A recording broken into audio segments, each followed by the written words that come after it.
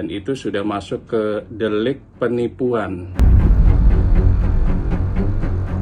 Dan Aldi langsung buat kayak gini nih, aku nggak butuh aku ngatain aku juga di situ. Ya, dia udah mengakui sudah buat gaduh.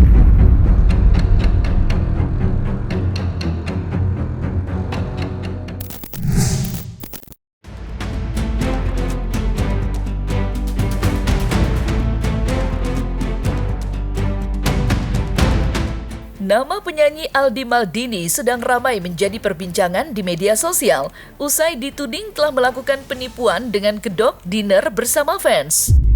Kesal dengan ketidakjelasan yang sempat dijanjikan Aldi, salah seorang fans akhirnya membongkar kronologis kejadian dugaan penipuan yang dilakukan mantan penyanyi boyband Cowboy Junior itu melalui akun media sosial pribadinya.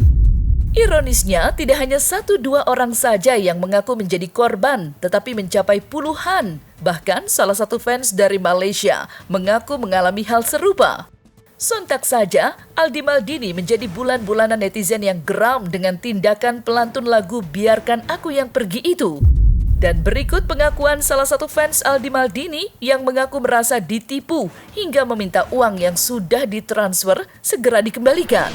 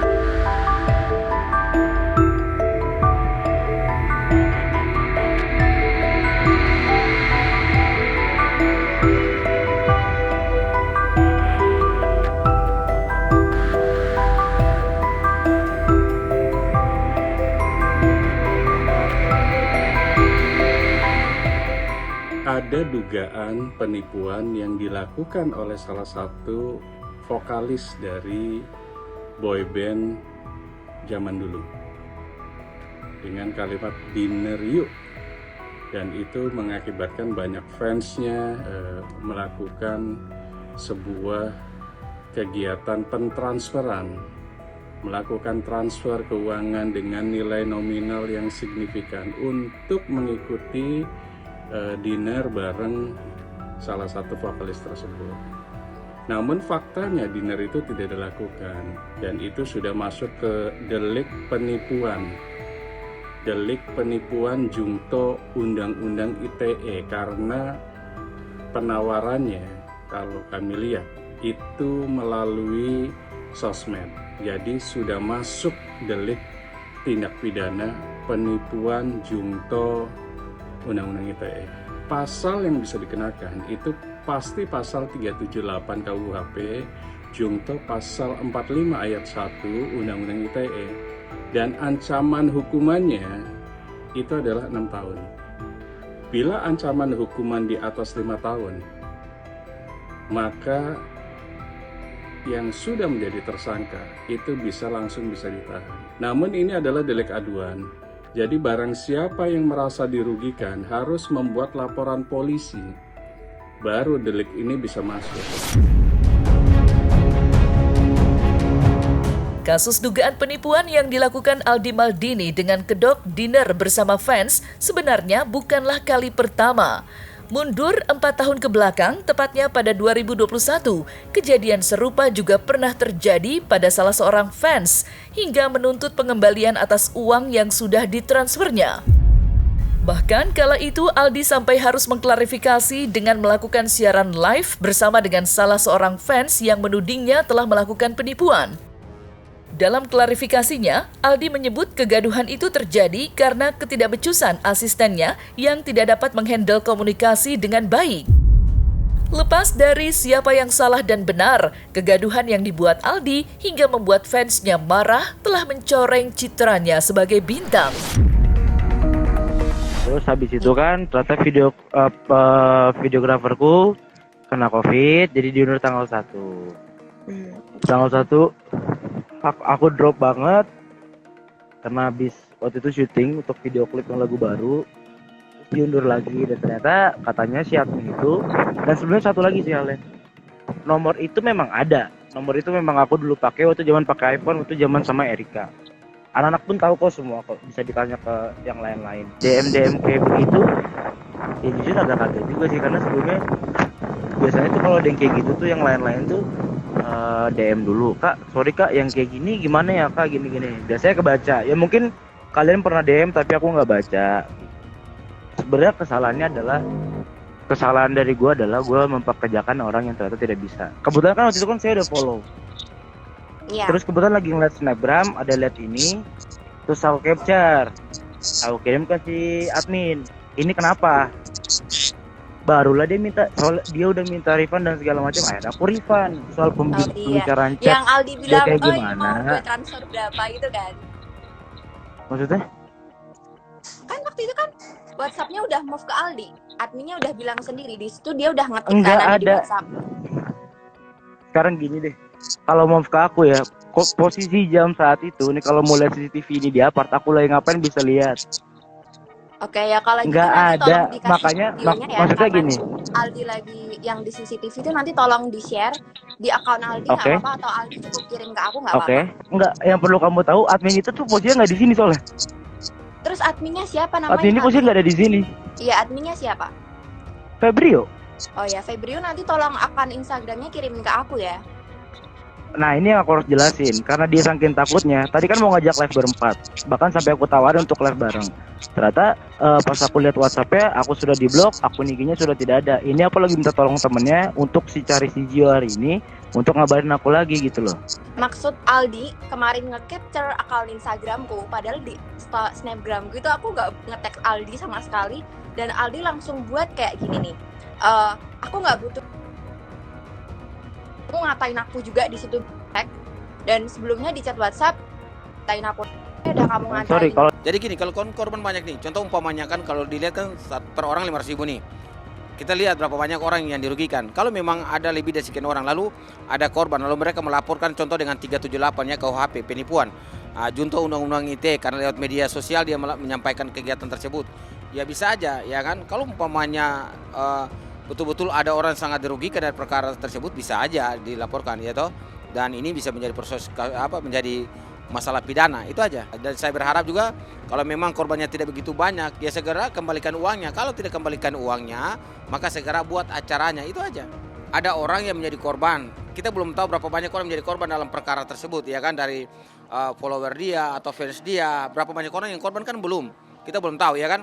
Kasus yang sebelumnya lewat penggalangan dana yang sempat viral kan 1, sekian miliar, ya kan, soal kasus Agus. Tapi kasus ini kan kita belum tahu, ya kan, per orang 500.000. Bayangin kalau ada sekian banyak orang yang udah mentransfer, kemudian dari bulan November sampai hari ini belum ada kegiatan, ini juga persoalan hukum sebenarnya. Tapi apakah korban itu mau melapor atau tidak, kita kembalikan kepada mereka-mereka yang sudah menjadi korban. Karena ini sudah pasti ya 378 ya, penipuan, kemudian berkaitan junto undang-undang ITE, itu aja.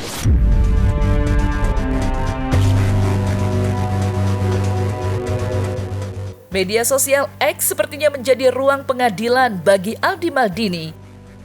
Ia di media sosial, penyanyi berusia 25 tahun itu mendapat banyak hujatan lantaran dituding gemar memanfaatkan fans untuk meraup keuntungan pribadi. Ironisnya, dugaan penipuan memakan korban banyak orang yang tidak lagi fans sendiri. Atas kegaduhan itulah, mantan kekasih Erika Carlina itu akhirnya meminta maaf dan berjanji akan segera menyelesaikan permasalahannya agar tidak berlarut-larut.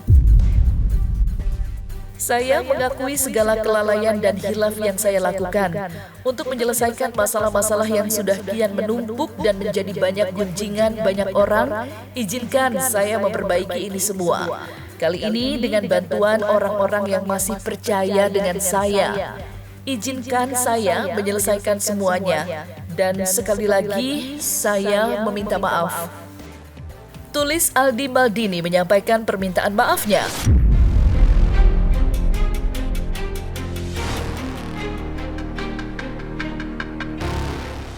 Jadi gini, ini kan suatu acara yang nanti berkaitan dinner ya makan ya. Kita lihat dulu jadwalnya, waktunya, apakah dia sudah diumumkan atau belum ya. Contoh umpamanya dia menyampaikan bahwa pada tanggal 10 kita menegakkan kegiatan dinner lalu dengan nominal atau uang sekian, lalu tanggal 10 tidak jalan, ya tergantung ya kan. Kan biasanya jadwal itu bisa molor. Jadi persoalan-persoalan seperti ini kan mungkin belum menjadi suatu persoalan hukum ya kan. Dan apalagi belum ada korban yang melapor. Jadi saya merasa bahwa ini masih biasa-biasa aja gitu. Apapun itu kalau umpamanya berkaitan dengan barang atau uang yang merupakan bagian daripada hak orang lain, ya tetap dia tidak melihat nominalnya, tapi dilihat persoalan hukum yang mana unsur-unsurnya terpenuhi atau tidak, itu dilihat dari situ, ya kan. Nah, salah satunya dirugikan tadi, ya kan. Kalau umpamanya dirugikan, kemudian kegiatannya tidak pernah dilaksanakan, ya bisa. Tapi saya merasa bahwa belum begitu banyak orang sih yang menjadi korban dan belum begitu besar ya. Tapi apapun itu kalau umpamanya ada si pelapor yang melaporkan, ya pasti menjadi persoalan juga itu aja. Saya rasa kalau umpamanya 500.000 ya restorasi justice saja ya kan, kembalikan hak orang.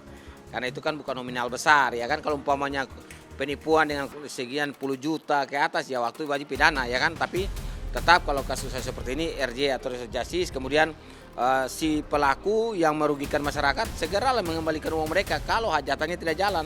Tapi kalau mau jalan segera bentuk panitia supaya kegiatannya dijalankan, itu aja. Ya dia kan dia udah mengakui sudah buat gaduh. Kemudian kan bukan saja nanti KUHP tadi, karena ini lewat media sosial ya junto undang-undang ITE pasti masuk ya kan. Gitu. Jadi apapun itu saya rasa bahwa kalau nominal kecil seperti itu mediasi damai itu penting. Segera buat acaranya atau mengembalikan uangnya. Itulah yang diperlukan sebenarnya untuk Indonesia hari ini ya. Proses penegakan hukum itu bukan pintunya. Pintu terakhir pengadilan itu atau penjara itu bukan solusinya. Mengembalikan barang orang, hak orang atau uang orang itu solusinya.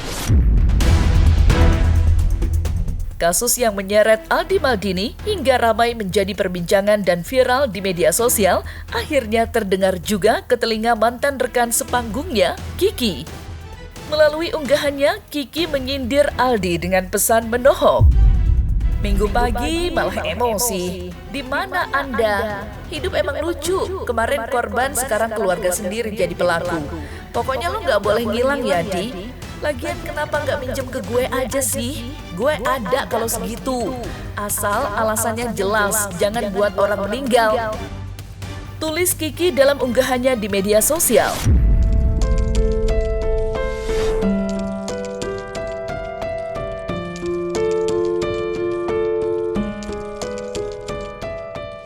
Jadi gini, bukan masalah soal percakapan aja. Kalau ada bukti transfer itu pun cukup buktinya ya kan. Tetapi persoalannya kan dia bilang ada masih antrian. Artinya bahwa setiap kegiatan kan pasti jadwalnya tergeser ya toh. Bisa aja panitia yang dibentuk belum jadi, kemudian jadwal di acaranya di mana belum jadi. Jadi kita positif thinking saja dulu dalam kasus seperti ini ya kan, kepada saudara adik kita yang artis itu. Kita positif thinking, kemudian jangan suzon lah kepada orang ya kan. Bisa aja dia menyiapkan jauh lebih baik. Pesertanya mungkin dia kapasitas 100 orang ya toh. Nah, kalau memang seperti yang itu sudah terkumpul sesuai dengan jumlah orang yang akan dia buat, ya udah kita serahkan bahwa segera bentuk panitia. Saya rasa bahwa hal ini masih positif ya kan. Masih cuma 1-2 orang yang bersuara karena belum ada kepastian kegiatannya, bukan kegiatan kasus tersebut berdampak karena merugikan yang begitu banyak orang ya, merugikan banyak orang, tetapi memang kepastian aja jadwal dan kegiatannya kapan. Memang kalau dijawab dengan belum ada tunggu waktu antrian, bisa aja memang orang yang bersangkutan pasti menentukan jadwal dan waktu yang tepat. Itu aja, saya rasa masih positif saja. Dugaan penipuan yang dilakukan Aldi Maldini terhadap sejumlah fansnya juga pernah dialami Dr. Richard Lee yang merasa dirugikan lantaran sudah mentransfer uang senilai 10 juta pada Aldi, namun yang bersangkutan tak melakukan atas apa yang sudah disepakati. Itu terjadi pada tahun 2019, kala itu Richard Lee akan melakukan persiapan pembukaan klinik kecantikan di Lampung. Dan lewat unggahan pribadinya di media sosial, Richard Lee menampilkan tangkapan layar isi percakapan langsung dengan Aldi Maldini. Kejadian ini memang sudah cukup lama, tepatnya tahun 2019. Tapi saya merasa penting untuk saya angkat sekarang supaya tidak ada korban-korban berikutnya. Tulis Richard Lee.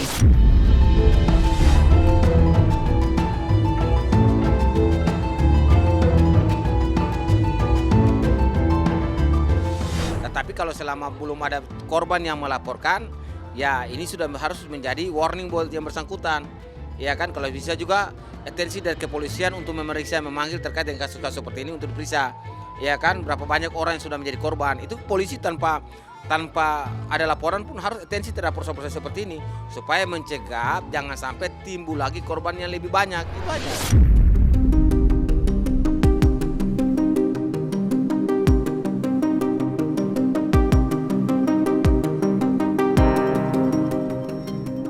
Nah, selesai sudah Cumi Lovers. Saksikan terus Cumi Camp In Depth, kabar lengkap, mendalam, dan akurat dari narasumber terpercaya. Dan jangan lupa untuk like, subscribe, dan juga share channel YouTube Cumi Cumi.